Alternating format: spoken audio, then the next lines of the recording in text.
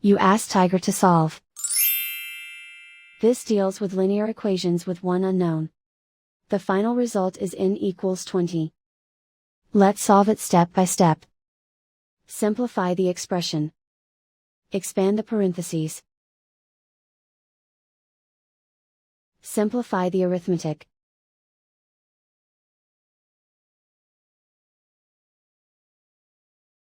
Group all in terms on the left side of the equation. Subtract 3n from both sides. Group like terms. Simplify the arithmetic.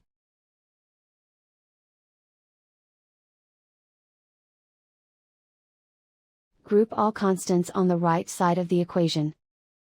Subtract 10 from both sides. Simplify the arithmetic.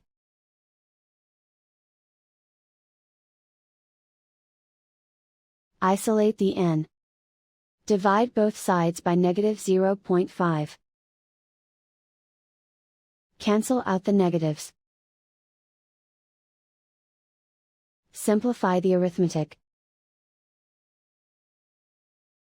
Cancel out the negatives.